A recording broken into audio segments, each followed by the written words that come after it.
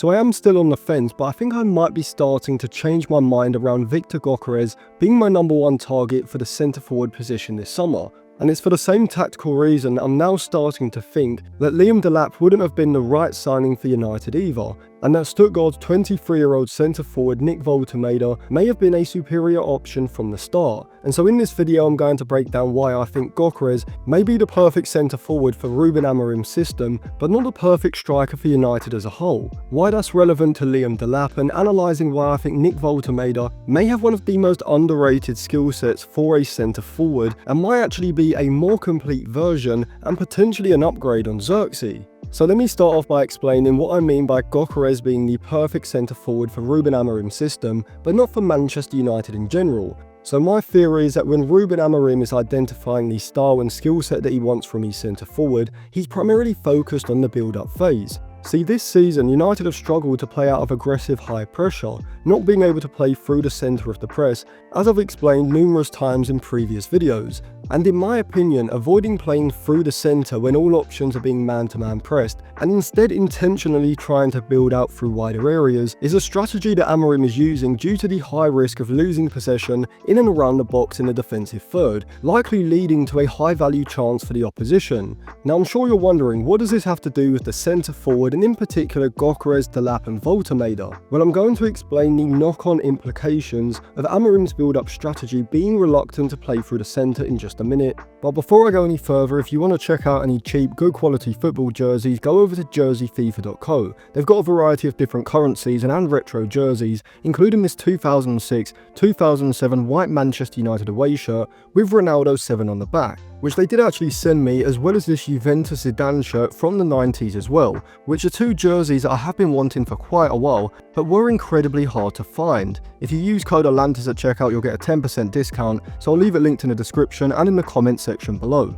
So United do seem comfortable with going wide fairly early on in the build-up, which is quite unusual because playing through the centre of the pitch is going to give you a lot more passing options, whereas building out from out wide, you are effectively cutting down the pitch and making it smaller for yourself, which is a tactic that the pressing side are usually trying to do themselves. Now, from the team in possession's point of view, I guess that the benefits of doing this are that the opposition is forced to squeeze over to one side, meaning that if you are able to circulate the ball back across the back line and across your goal efficiently, you now have space on the far side to exploit, progressing the ball out of the defensive third and into the middle third. However, what happens far too frequently for my liking is that when the wing backs or wide centre backs on that side receive the ball, the opposition is now able to compress their pressing shape while simultaneously cutting off passes back across goal, boxing United in and limiting our shorter passing options. Now, Amorim would surely expect this to happen from time to time, maybe not as frequently, but it's definitely something he'd have to factor in. And if you look back at his Sporting side, when this would happen, they would be prepared for it and would look to go more direct with a long ball into Victor Gyökeres, either into his chest or feet centrally, but a lot of the time the long ball would go into the channel, wherefrom Gyökeres had the physicality to hold of the centre-back, as well as the technical ability to either link play efficiently with a knockdown or layoff, but primarily he would look to run the channels, isolating the centre-back in a 1v1 in space, wherefrom he could then use his powerful ball carrying and dribbling ability to drive the ball into the final third, to then either bring his teammates into play or go alone and look to work a shooting position. And for this specific pattern of play from build-up, Gyökeres' skill set is ideal, with Liam Delap also being very similar in this regard, with both players excelling when it comes to running the channels and then driving the ball up the pitch into the final third. And so it is understandable why Ruben Amorim would identify this style of centre forward as the player that he wants to sign. The issue for me, however, and the reason I say that Gyökeres is perfect for Amorim's system, but maybe not for United as a whole, is because whilst Amorim's build-up system probably requires a centre-forward to have these attributes, I just think it's far too one-dimensional, and eventually opposition sides are going to work out is that the biggest threat they face is leaving their centre-backs isolated with Gyökeres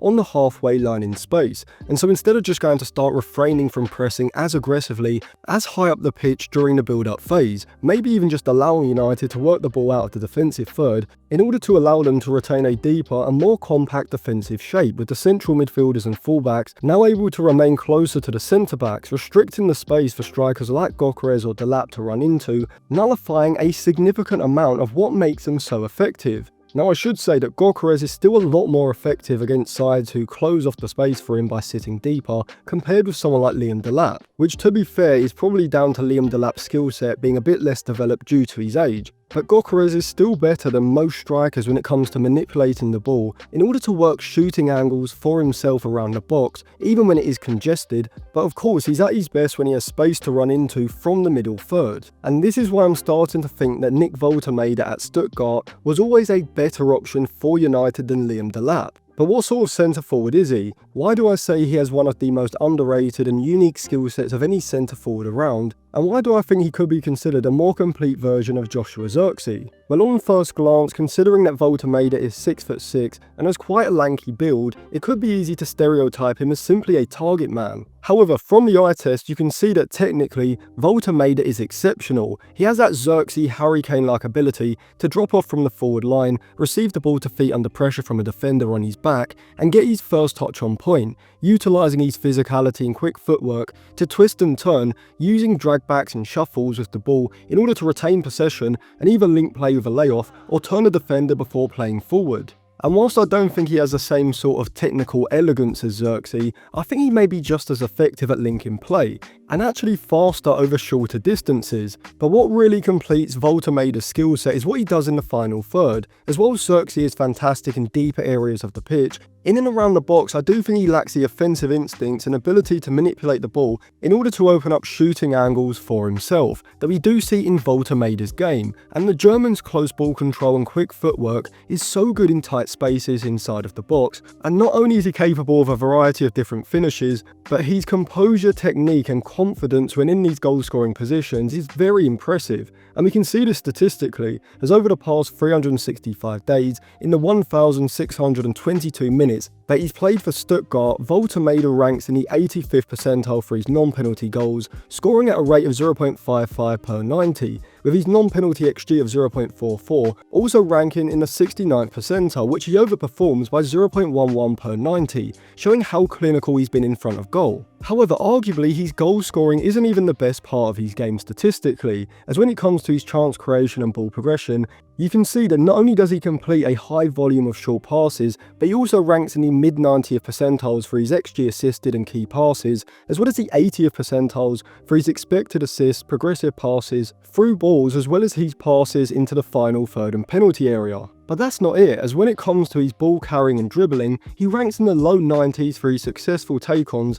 and his carries into the final third, alongside the 84th percentile for his carries into the penalty area. And even though I wouldn't describe him as aerially dominant from offensive situations inside the opposition's box, his height and offensive instincts mean that he's still someone who would probably be an improvement from crossing situations on Zirkzee and certainly on Højlund. And so when you look at what Woltemade offers from the eye test as well as statistically, I think he may have one of the most complete skill sets of any centre forward on the market right now, and would be perfect to play in Ruben Amorim's front line, and actually would stylistically suit someone like Mbeumo a lot more than maybe either Gyökeres or Delap would. See, as I've said before, the reason that Amorim wants a channel runner and a high volume carrying style of centre forward, with pace to move in behind the back line like Gyökeres or Delap, is because of how they can exploit the space in the middle third during the build-up phase. However, if you're using Mbeumo from the right, I think you have to use him differently to how Thomas Frank has been using him at Brentford, simply because with Amad at right wing back behind, if Mbeumo's constantly pulling into wider areas and looking to receive the ball to feet,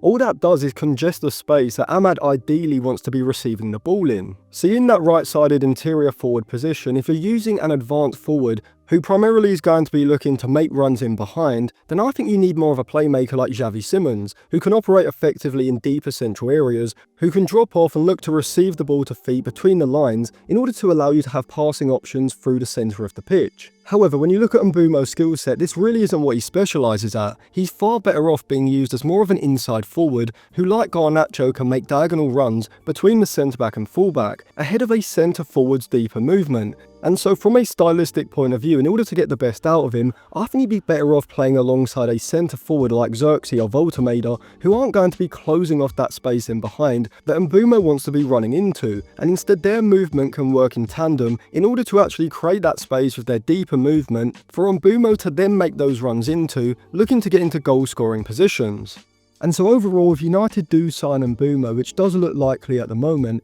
and also want to bring in a centre forward like Gyökeres or someone stylistically similar, which I imagine is the type of forward we are going to be targeting, considering we were previously pursuing Liam Delap, I think you now have a situation where Mbeumo clashes stylistically with both Amad as well as a centre forward ahead of him. I do have reservations about the Mbeumo signing anyway, but I'll leave that for a separate video. But if he is signed and he does end up pulling out to the right flank, where he was most effective outside of the box for Brentford, I think this has a negative impact on Amad's game, just because he's going to be picking up the ball far less in these wider areas. On the other hand, if you adjust Mbeumo's game and have him sit a lot narrower than he was at Brentford, having him focus on looking to break in behind into goal-scoring positions from more central areas, now him in the centre forward if it's Gyökeres or someone who is stylistically similar, now they're going to be making the same movements. With Amad on his outside and someone like Gyökeres ahead, now in order to offer balance on that side, Mbeumo has to be the player sitting in the half space, looking to move towards the ball, receiving a pass between the lines in a congested area, turning and then looking to create, which doesn't really suit his skill set or what he's best at. And so if that's the situation, I think you'd be better off getting someone like Xavi Simons instead. But no matter what, if he is signed, Mbeumo has to be used in a lot more narrower positions, compared to where he's been used by Thomas Frank this season. And so he needs a centre forward like Xerxes or Woltemade, whose deeper movement to link play creates space for Mbeumo to run into, rather than someone like Delap or Gyökeres, whose movement is going to close off that space. In terms of Woltemade, I think he's one of the best under 25 centre forwards around at the moment. However, I think in order for United to sign him this summer, it would have to mean moving Xerxes on, as the two are just too stylistically similar, and ideally you'd want a pair of one of Xerxes or Woltemade alongside someone like Mateta, giving you different stylistic options in the centre forward position. So let me know what you think of Nick Woltemade in the comment section below. Would you sign him for United this summer? And if you want to check out any cheap, good quality football jerseys, go over to jerseyfifa.co. You can use code Atlantis at checkout for a 10% discount, so I'll leave it linked in the description and comment section below. And if you want to check out any of my articles or get access to my Instagram discussion group chat, I'll leave that linked on the end screen now as well.